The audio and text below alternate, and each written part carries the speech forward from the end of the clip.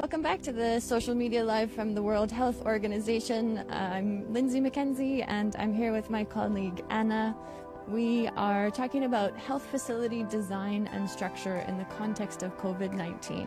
So how does the design and layout of a health facility, how is that impacted by COVID, and are there ways that we can look at the design and structure of a health facility to make sure that not only patients but also health workers and other visitors to these facilities can be safe. So my colleague Anna is an architect working with WHO. Anna, can you tell us a little bit about your work with WHO? What are you doing on a day-to-day basis, and how does an architect get involved in the COVID response? Good morning to all, and during our day and during this month we support in a multidisciplinary way with my team, but also with a technical network of universities and other institutions that is called TechNet. We supported many countries in order to provide the best design solution for all the facilities related to COVID-19. So basically we are providing layout and feedbacks to some layouts for facilities related to COVID, like treatment center, but also screening areas, but also self-quarantine areas. Okay, and so you're working with something that I've often heard referred to as a help desk, and not only our partners, so for example UNHCR or UNDP can ask for a request for support, but also ministries of health or regional health actors can come to WHO and say, could you give us advice about how to restructure or change our health facility to make it ready for COVID? Is that right? Yes. And so how many requests has the help desk received around so far?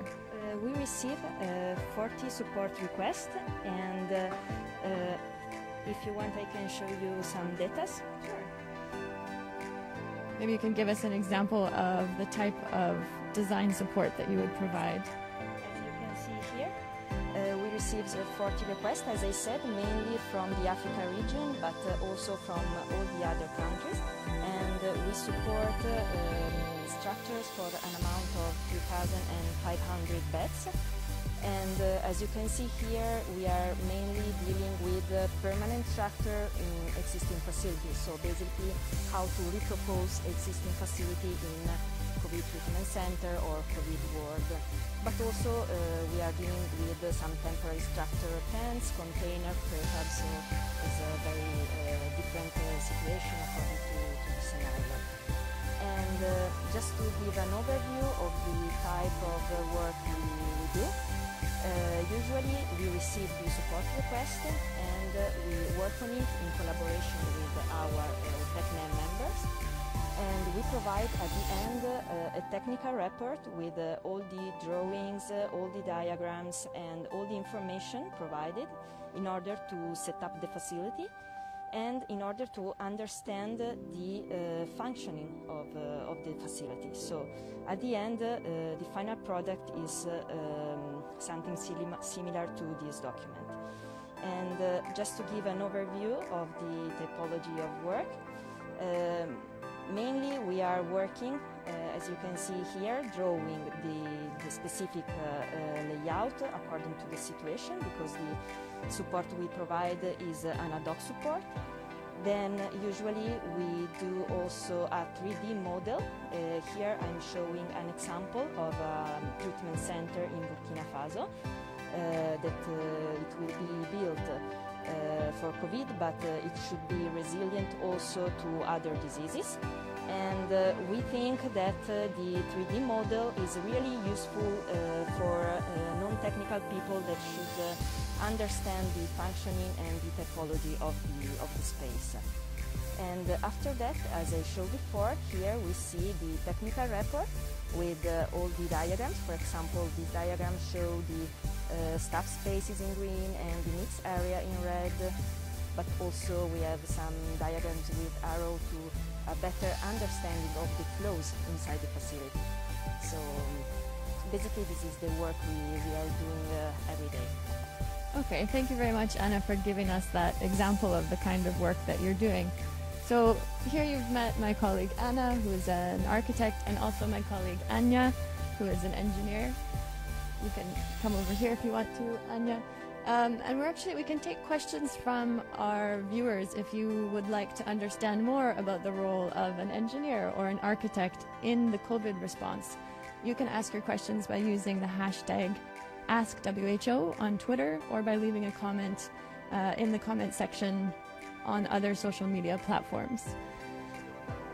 I'll start out just by asking you, Anya, now you're in Bologna and you're working with WHO to help with hospital readiness.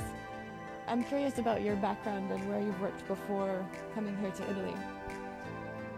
I worked before in different epidemics, mostly cholera and Ebola. So in different countries, this is the first time I worked actually in Italy. And I worked in designing and readapting structures for different diseases, infectious diseases in different countries. You were involved in the Ebola response in the Democratic Republic of Congo, I think, just before coming here. Was there any kind of learning from working on that response that informed what you're doing now? There is a lot of learning. I think what we applied during this COVID is that, and understanding that also from Congo, is that every country is different. Every town is different, every hospital is different, everything is different. So what we do is really give a support that is built around the context and the facility itself and the people that will use it. So as my colleague was saying, it's like an ad hoc support. One question that we have from a viewer is, how does WHO extend architectural support to hospitals?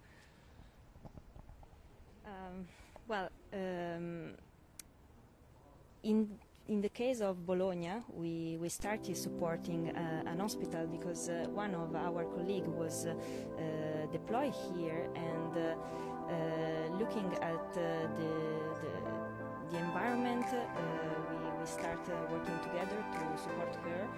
Also on the design part, for example, she went in so many different hospitals in the region here, and she needed support to the design of some different spaces, to the understanding of the different needs, areas, the flows inside the facilities, and so I think that is really important also to have architects in the team, because it's really important to work in a multidisciplinary way in order to take into account while designing all the different aspects that are inside in such a complex structure. If I can add, the most interesting part is that we are looking at the same layout with different eyes. So if I cannot see something, or if I see it differently, she will complete it, and on the reverse. So we have different views on things, and this is very, very important to not miss anything when you look at the hospital. There's one project that you've been talking about since I've been here, and that's, you've been referring to it as the hospitals of tomorrow, or the hospitals of the future. So some of the learning from COVID you're hoping to not only use today, but to be able to respond to whatever comes at us in the future. Can you tell me a little bit about that project? So, as you know, COVID took us and shaped us a lot. And people started already think like, so what will the future hospital look like if I have to build something new right now? How will I make my entrance, my flow? What's the ventilation is going to be? Are the rooms big enough? Like, what are the new standards? So we were thinking about all of this with the hospital itself, being on the ground and being here to see all the difficulties and all the challenges in the same moment that they happened. helped us to see already. We are thinking about the future, and we are trying to anticipate whatever it can be. Of course, we cannot think of all the possible scenarios, so the answer is that we need to build a hospital that's really flexible to adapt to as many scenarios as possible. It's very complex, I understand, but this is the hospital of the future challenge. Something from an architectural point of view, as Anya was saying before. We are dealing in this kind of project. We are dealing, of course, with technical requirements, the ventilation, the materials, and so on. But also, we should always, if we think to the future, we should always taking into account all the soft skills and that can contribute for the comfort of patients and staff that in a hospital are dealing with some stressful situation. So we have to take in mind a balance of all the different aspects.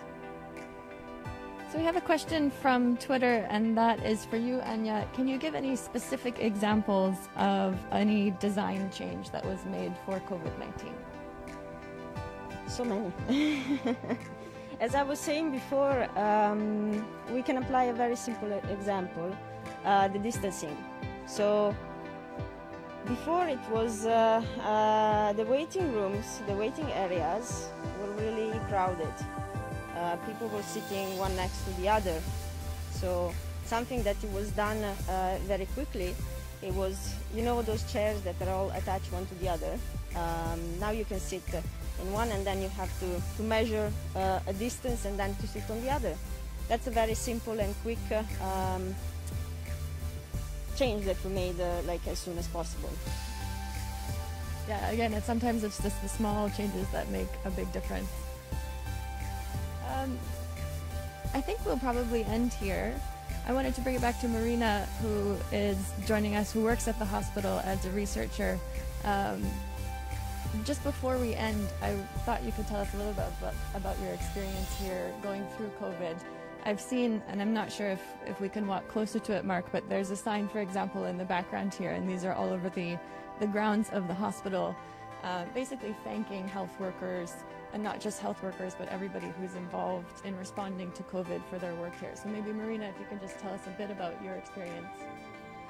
Yeah, thank you for this question. Actually, it has been a very tough experience, as you can imagine, but also we received a lot of support. The medical staff, the health staff in general, received a lot of support, and it was a very nice lesson learned. So in a critic emergency, we could see how other staff, other hospital staff, not usually dealing with infectious diseases, for example, joined our team to work together in multidisciplinary teams, and that was really something that was crucial to deal with the burden of the COVID-19. But we received also a lot of support from the hospital direction, from the health authorities in general, and from the town. A lot of people, volunteers, medical students join us in this effort, and if we could achieve some success in this fight, it's really thanks to a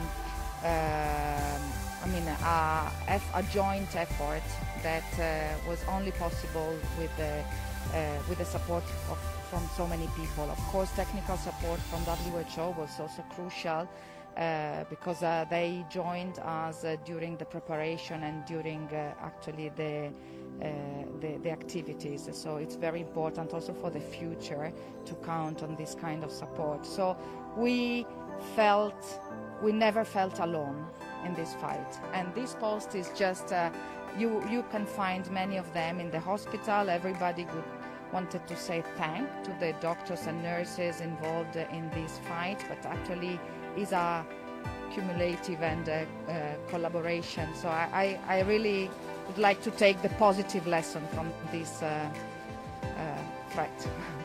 Absolutely, and we've heard that from many people that we spoke to at the hospital over the course of this week, that despite all the difficulties, one silver lining, you could say, is how much people have come together to respond to COVID. So Marina, thank you so much for your time.